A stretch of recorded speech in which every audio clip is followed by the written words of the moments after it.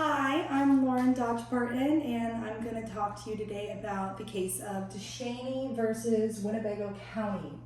The facts of this case are that following his parents' divorce, Joshua Deshaney was in the custody of his father, Randy Deshaney. While in his father's custody, Joshua suffered injuries that prompted hospital staff treating him to refer the case for investigation of abuse.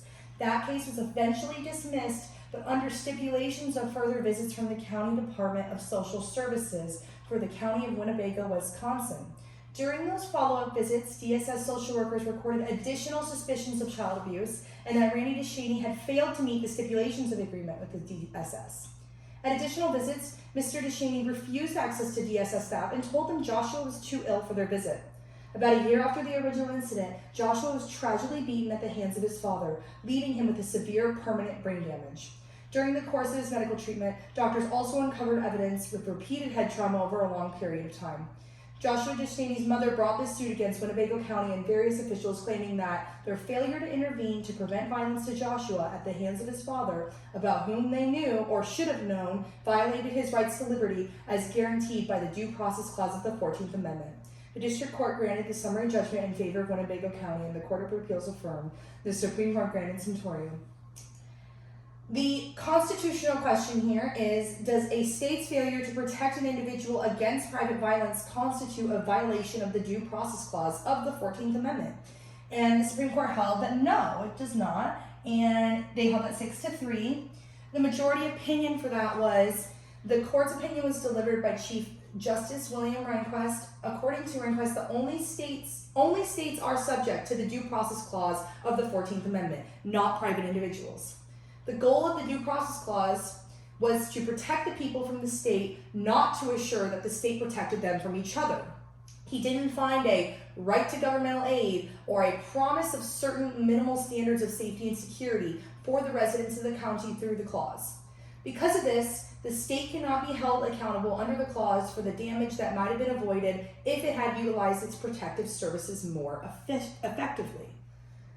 Now, the dissenting opinion, which is where I agree more with, is the 3 Supreme Court justices disagreed with the majority's decision. Justice Brennan, writing for the other 2, asserted that the existence of the Wisconsin child welfare system implies that its citizens rely on the services. When conditions like Joshua come to the attention of the state, public expectations create a responsibility for the state to act. Brennan essentially equated this to a limitation of his freedom to act on his own behalf. If the services had not been available, those concerned about Joshua could have taken other steps to assist him, which could have made a significant difference in his life.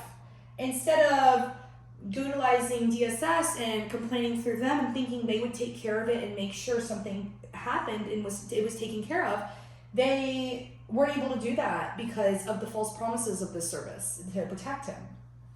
Without that, they could have did different things and done different options in order to protect Joshua better than they did.